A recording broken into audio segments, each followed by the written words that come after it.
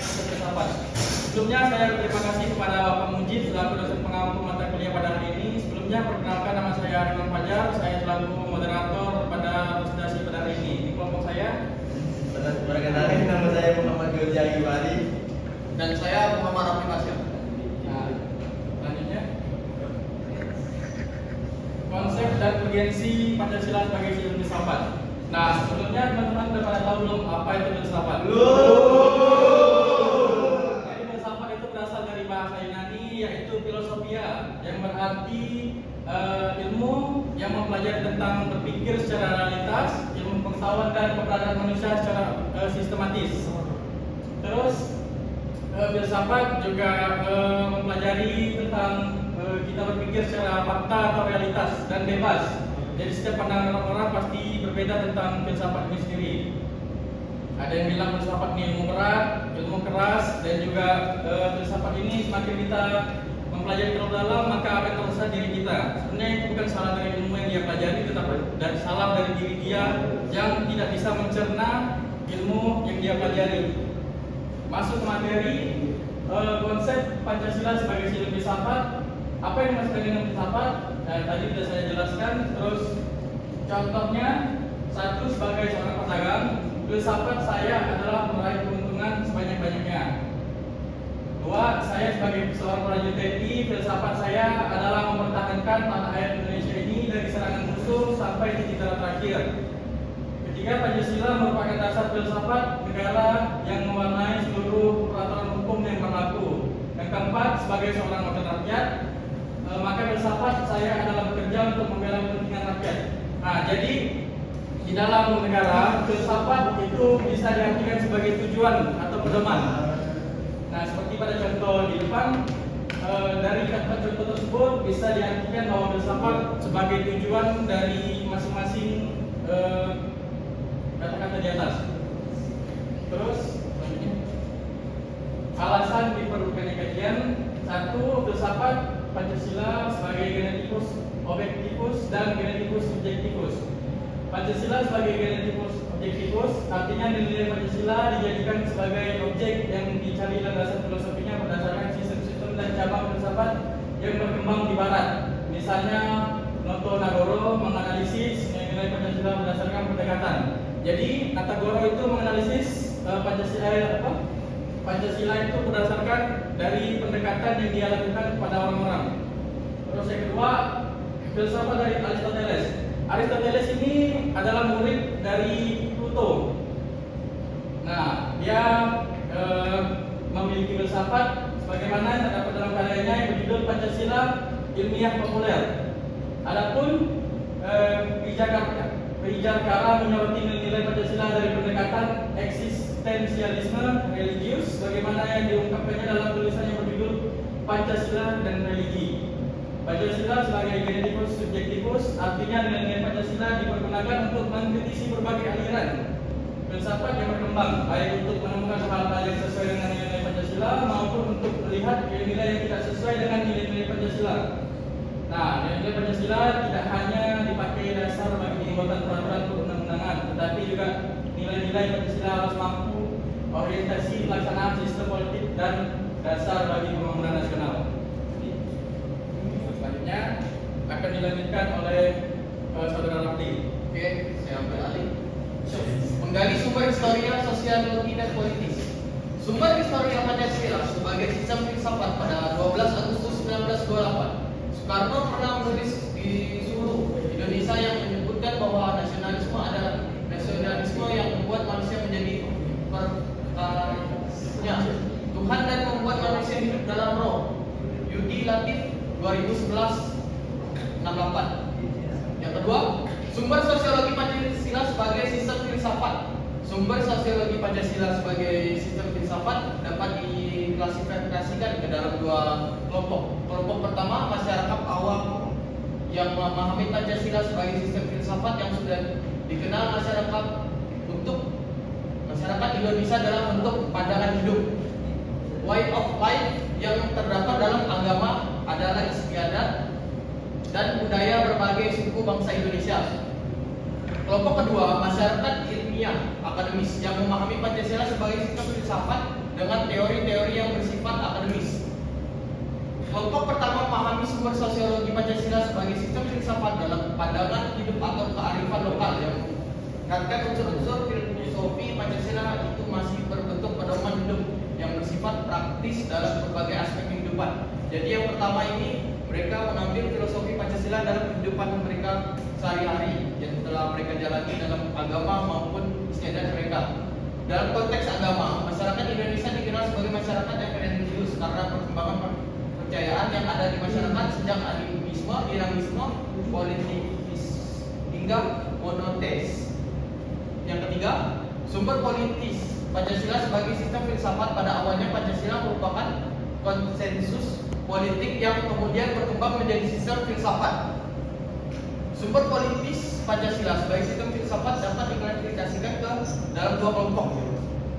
Kelompok pertama 161, 162 meliputi wacana politis tentang Pancasila sebagai sistem filsafat pada sidang PPUPKI. Sidang PPUPKI dan Kuliah Umum Soekarno antara tahun 1958 dan 1959 tentang pembahasan sila-sila Pancasila secara filosofis. Next. Lalu kelompok kedua diwakili Habibie dalam pidato 1 Juni 2011 yang menyuarakan kembali pentingnya Pancasila bagi kehidupan bangsa Indonesia setelah dilupakan dalam rentang waktu yang cukup panjang, sekitar 1 dasawarsa pada euforia politik di awal reformasi. Pidato Habibie dapat diuraikan sebagai berikut. Pertama, pernyataan Habibie tentang kedudukan Pancasila sebagai dasar filosofi bangsa Indonesia dalam dinamika dari sistem politik sejak Orde Lama hingga era reformasi. Habibie mengatakan sebagai berikut. Selama 66 tahun perjalanan bangsa, Pancasila telah mengalami berbagai batu ujian dan dinamika sejarah sistem politik sejak zaman demokrasi parlemen, demokrasi terpimpin, era Orde Baru hingga demokrasi Tai. Di era reformasi saat ini, di setiap zaman Pancasila harus melewati alur dialektika peradaban yang menguji ketangguhan sebagai dasar filosofi bangsa Indonesia yang terus berkembang dan tidak pernah berhenti satu titik terminal sejak Habibie sejarah. Jadi dalam pernyataan Bapak Habibie ini dapat disimpulkan bahwa dalam perjalanannya Pancasila mengalami banyak kendala dan halangan ujian dalam perkembangannya, dan Pancasila dalam filosofi dapat berkembang mengikuti zaman. Kedua, pernyataan Habibie tentang faktor-faktor perubahan yang menimbulkan pergeseran nilai dalam kehidupan bangsa Indonesia sehingga diperlukan rekulturasi Pancasila. Habibie menyatakan hal berikut.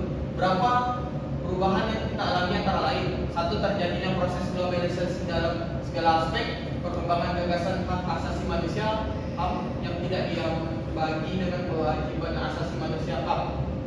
Lonjakan pemanfaatan teknologi informasi oleh masyarakat, di mana informasi menjadi kekuatan yang amat berpengaruh dalam berbagai aspek kehidupan, tetapi juga yang rentan terhadap manipulasi informasi dengan segala dampak. Ketika perubahan tersebut telah mendorong terjadinya pergeseran nilai yang dialami bangsa Indonesia sebagai mana telah dalam pola hidup masyarakat pada umumnya, termasuk dalam corak perilaku kehidupan politik dan ekonomi yang terjadi saat ini. Dengan terjadinya perubahan tersebut diperlukannya rekulturasi nilai-nilai Pancasila agar dapat dijadikan acuan bagi bangsa Indonesia dalam menjawab sebagai rasional yang dihadapi saat ini dan yang akan datang, baik persoalan yang datang dalam maupun dari luar negeri. Jadi menurut Bapak Habibie, rekulturasi Pancasila sangat diperlukan karena dengan perkembangan zaman banyak aspek yang berubah, perkembangan dan sebagainya.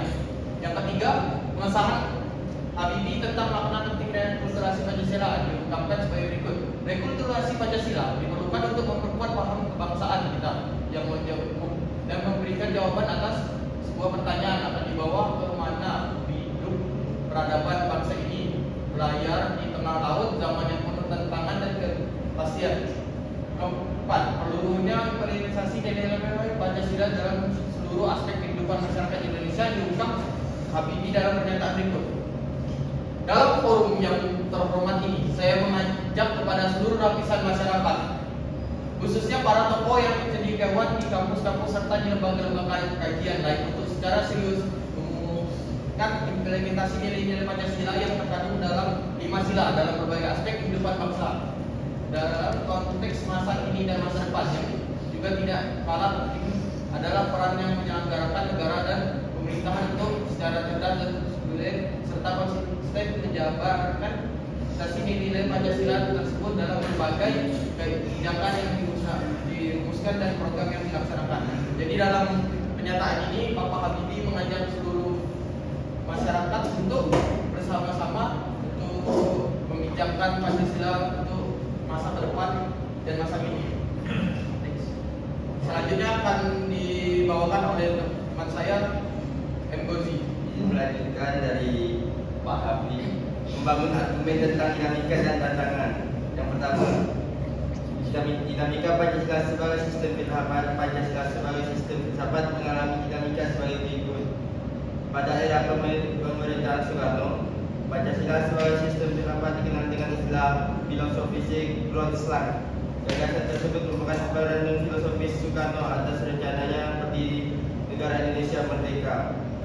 Ide tersebut dimaksud sebagai dasar kerohanian bagi penyelenggaraan kehidupan bernegara. Ide tersebut mendapat sambutan yang positif sebagai kalangan, terutama dalam sidang BPUPKI pertama, tepatnya pada 1 Juni 1945. Namun idenya tentang filosofi Grundslag belum diuraikan secara rinci, lebih merupakan adagium politik untuk menarik perhatian anggota sidang dan berbagai teoritis. Yang kedua, Pancasila sebagai sistem filsafat. Beberapa bentuk tantangan terhadap Pancasila sebagai sistem filsafat muncul dalam bentuk-bentuk sebagai berikut. Pertama, yaitu kapitalisme, yaitu aliran yang meyakini bahwa kebebasan individual memiliki modal untuk mengembangkan usahanya dalam rangka meraih keuntungan sebesar-besarnya, merupakan upaya untuk mensejahterakan masyarakat. Salah satu bentuk tantangan kapitalisme terhadap Pancasila sebagai sistem filsafat ialah meletakkan kebebasan individual secara berlebihan sehingga dapat menimbulkan berbagai dampak negatif seperti monopoli gaya hidup, konsumerisme dan lain-lain. Kedua, komunisme adalah sebuah paham yang muncul sebagai reaksi atas perkembangan kapitalisme sebagai produk masyarakat liberal. Komunisme merupakan aliran yang meyakini bahwa kepemilikan modal dikuasai oleh negara untuk kemakmuran rakyat dan secara merata. Mendeskripsikan esensi dan urgensi. Esensi atau hakikat Pancasila sebagai sistem filsafat sebagai hakikat ataupun esensi.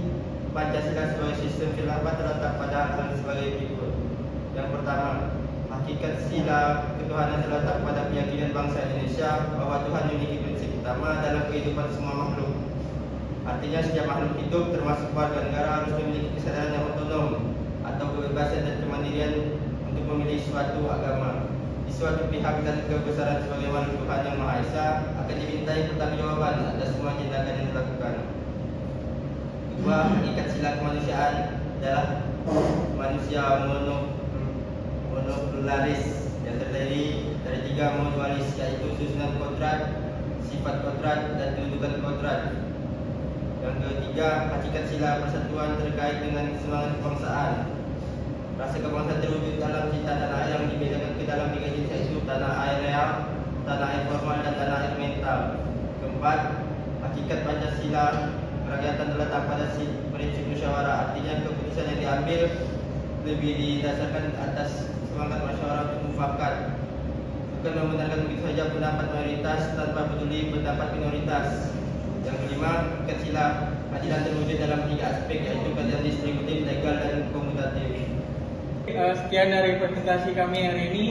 Jika ingin menanyakan sesuatu atau ada yang kurang dan penasaran dari hasil presentasi kami, boleh ditanyakan. Kami buka sesi pertanyaan, minimal 3 pertanyaan. Izin bertanya. Silakan. Perkenalkan, nama saya Fadil Tirta. Kan tadi ada menjelaskan tentang Pancasila sebagai genetivus, subjektivus, dan itu yang kedua itu. Nah, saya ingin bertanya nih, bisa Anda memberikan contoh nyata bagaimana dua perspektif ini saling melengkapi dalam penerapan Pancasila di Indonesia? Terima kasih.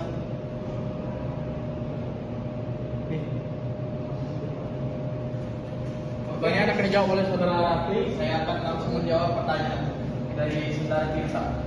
Geneticus subjektivus berarti Pancasila digunakan sebagai tolak ukur menilai sistem filsafat lainnya. Sedangkan geneticus objektivus berarti Pancasila sendiri menjadikan landasan filosofi dengan menggunakan berbagai sistem filsafat. Contohnya, kita dapat menggunakan nilai-nilai Pancasila, geneticus objektivus untuk menilai kebijakan ekonomi apakah sudah adil dan berkeadilan. Sila kelima dan sekaligus mengkaji di dalam akar filosofi sila tersebut. Dengan merujuk pada berbagai aliran filsafat, kedua perspektif ini diperlukan untuk memahami Pancasila secara komprehensif. Apakah sudah jelas saudara kita? Baik, sudah jelas. Boleh saudara Topik? Saya perkenalkan, nama saya Muhammad Taufik Al-Hakim. Ingin bertanya tentang presentasi tadi kan membagi sumber sosiologis menjadi dua kelompok. Yang pertama ada masyarakat awam dan ilmiah akademis. Yang saya tanyakan itu bagaimana kedua kelompok ini saling berinteraksi dan mempengaruhi pemahaman Pancasila sebagai filsafat itu. Nah, saya akan jawab pertanyaan dari saudara Topik, yaitu apa sih? Bagaimana kedua kelompok itu antara masyarakat sama ilmiah akademis? Nah, jadi pemahaman Pancasila di masyarakat awam bersifat praktis dan intuitif. Sedangkan pemahaman di kalangan akademis lebih sistematis dan analitis. Jadi pada sistem akademis itu cara berpikir mereka itu sudah beda, berpikir secara fakta dan secara logika, jadi lebih idealitis. Terus potensi konflik bisa muncul jika tidak ada jembatan komunikasi yang baik antara kedua kelompok ini, sehingga pemahaman Pancasila menjadi terfragmentasi. Upaya untuk menjembatani kesenjangan ini sangat penting agar Pancasila dipahami dan diimplementasikan secara luas dan konsisten. Mungkin bisa jawab? Jelas? Oke, terima kasih. Yang ketiga, pertanyaan ketiga. Oke, saudara Tia. Saya ingin bertanya, bagaimana Pancasila dapat menjadi dasar negara dan pandangan hidup bangsa? Saya ingin menjawab pertanyaan dari saudara Tia. Yaitu bagaimana Pancasila dapat menjadi dasar negara dan pandangan hidup bangsa, yaitu pertanyaan ini menguji pemahaman tentang bagaimana nilai Pancasila dapat diimplementasikan dalam berbagai aspek kehidupan berbangsa dan bernegara, serta bagaimana Pancasila menjadi pedoman dalam pengambilan keputusan.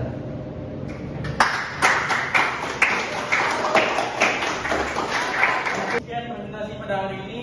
Kurang lebihnya mohon maaf. Saya ucapkan terima kasih. Assalamualaikum warahmatullahi wabarakatuh. Wah.